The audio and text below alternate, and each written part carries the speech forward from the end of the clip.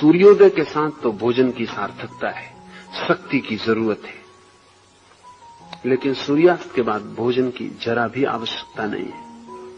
सूर्यास्त के बाद किया गया भोजन बाधा बनेगा सिकड़ाओं में, विश्राम में, क्योंकि भोजन भी एक श्रम है।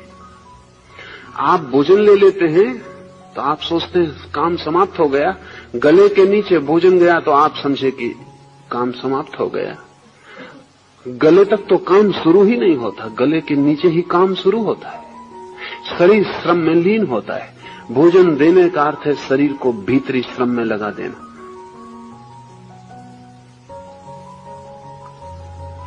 भोजन देने का अर्थ है कि अब शरीर का रोआ रोआ इसको पचाने में लग जाएगा।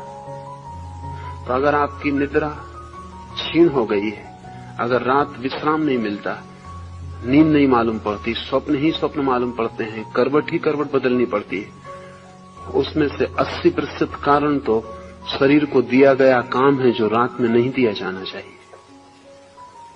तो एक तो भोजन देने का अर्थ है शरीर को श्रम देना, लेकिन जब सूरज उगता है तो ऑक्सीजन की, प्राणवायु की मात्रा बढ़ती है।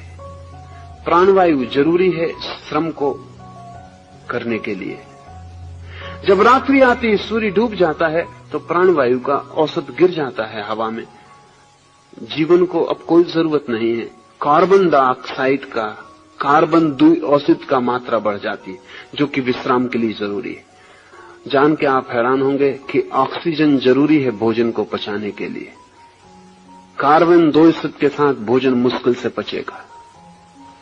मनोवैज्ञानिक अब कहते हैं कि हमारे अधिकतर दुख स्वप्नों का कारण हमारे पेट में पड़ा हुआ भोजन है। हमारी निद्रा की जो अस्त व्यस्तता है, अराजकता है, उसका कारण पेट में पड़ा हुआ भोजन है। आपके सपने अधिक मात्रा में आपके भोजन से पैदा हुए हैं। आपका पेट परेशान है, काम में लीन है, दिन भर चुक गया, काम का समय बीत गया और अब भी आपका पेट काम में लीन है। बाकी हम तो अद्भुत लोग हैं, हमारा असली भोजन रात में होता है, बाकी तो दिन भर हम काम चला लेते हैं।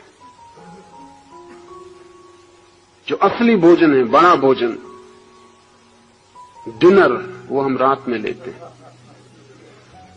उससे ज्यादा दुष्टता शरीर के साथ दूसरी नहीं हो सकती।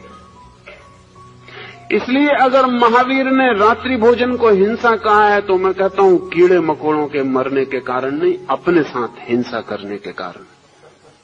वो आत्महिंसा है। आप अपने शरीर के साथ दुर्व्यवहार कर रहे हैं।